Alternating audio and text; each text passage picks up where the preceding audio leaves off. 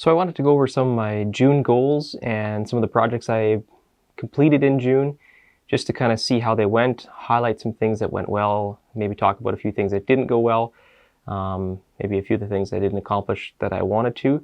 And then I'm going to go into some of the projects that I want to do here in July. It's the first week in July right now, and some of the things that you can look forward to possibly coming out. And what I would love this video to be is a discussion about projects that not only I'm working on, but that you're working on, and things that inspire you or things that you would like to create. I wanted to set goals for myself because I'm not a very organized person, and so I need to have something in front of me to know how I did and the things that I want to do so I can actually check things off. So in June, I released the first videos on my YouTube channel, which is pretty cool. Some of the things that I completed in June, the first video was my introduction video, which was just basically a collage of all the different pictures that I have of projects that I've created in the last couple of years, at least the ones that I've documented. And even just going through that was pretty cool, just to see all the different things that I've created.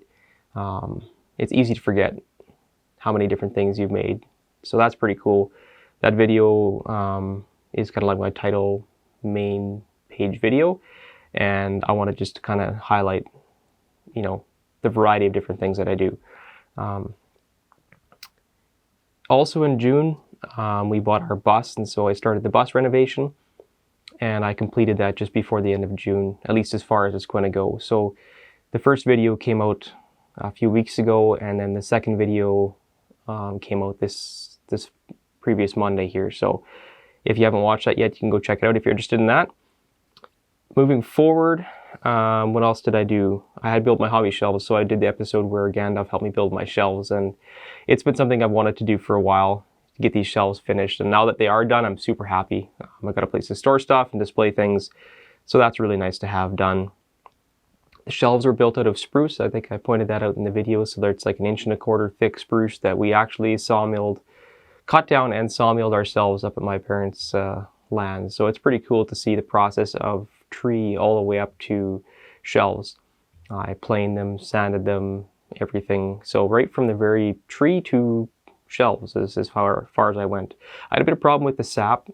There's a few spots where the sap wanted to run, and I had a bit of a problem stopping that. But eventually, a lot of the sap ran out, and then I kind of wiped it away, and I got some Mod Podge over top of it, and there's a couple bigger holes I actually used hot glue, and that seemed to work reasonably well just to stop it. Just a regular clear coat finish, it just seemed to come through before the finish could dry. So Mod Podge dries quicker, and that seemed to work better. So yeah, obviously I got the shelves done, so then I reorganized and put a bunch of stuff on the shelves. I've got some of my miniatures, some of the games, board games I have, also some books. Not everything's on display, but I figured I'd get some things in there. I still have some stuff that's in storage from when we moved. One of the other big things I did was create a treasure hunt for my daughter. So my daughter's birthday was at the end of June, and I wanted to do something special for her. And some of her friends had birthday parties, and friends of mine had created some pretty cool like scavenger hunts or escape room type deals. And so I took the time and made like an adventure and everything. And that video, I made a video of it. That's going to be out on Monday. So this next Monday, it's going to be out. So you can keep an eye out for that. As far as other hobby things, I didn't really accomplish any miniature painting. I didn't play any games, I don't think. Might have played 1 or 2 board games with the kids. And then I played Lord of the Rings, the strategy battle game, with my regular guys game group. And we've been playing through that game for a while. We're into the expansion now, delving into the Mines of Moria. So that's a lot of fun. I'm pretty glad to play that once a month. I didn't read any books in June, but I have been listening to Brandon Sanderson's Rhythm of War on Audible. So I've read the first few books, and this one I've got on Audible. As far as projects I want to do in July, there's a couple that I have written down that I definitely want to do. The main one is the Riddles in the Dark diorama. So I've got a friend of mine, Stephen Belchinski, printed me out a little golem on his resin printer. If you can see that, I'm going to try to get it to focus here.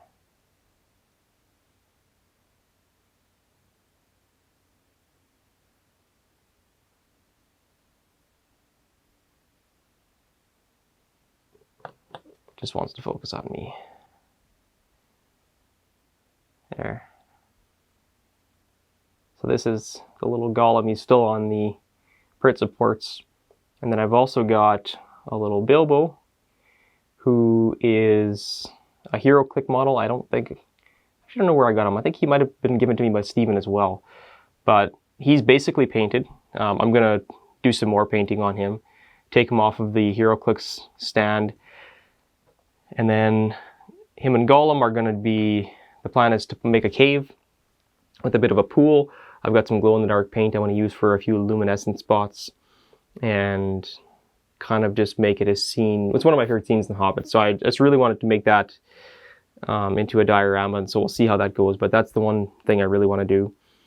Another miniatures project I want to do is the Prancing Pony from the Lord of the Rings. So I'm not sure exactly how I want to do that yet, but that's something that I'm either going to start on or at least start planning on here in July.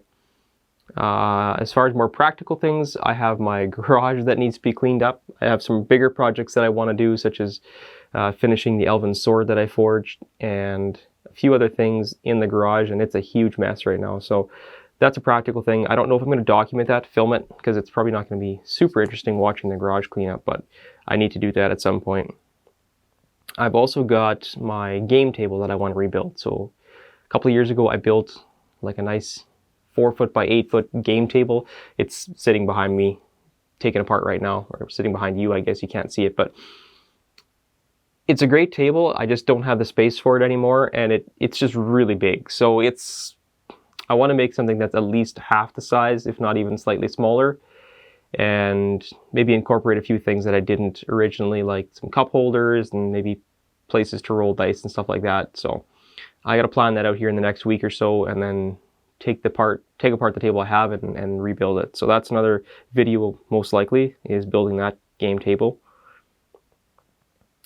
So part of the treasure hunt that I made for my daughter, I had enough fun doing it, and I realized that it wouldn't take a whole lot of modification to make it available in a digital form for others. And I think I'd like to do other video and digital content, things like that I could possibly sell in the future. But what I want to do with this one is, once I get it made so that everybody can use it, I'm going to make the files available for free for the first one. I'll put it up on my website, which, by the way, is creatingmike.com. I just started that up. Thanks to a friend of mine for helping me out and setting that all up. Otherwise, I probably wouldn't be able to do it. But yeah, it's creatingmike.com. I'm going to try to document everything I do on there as well, and eventually have a few things like that up for sale on my website. Another thing I want to do is, I have a couple of dinosaurs that I purchased, miniatures, and I'm not sure exactly what I want to do with them yet.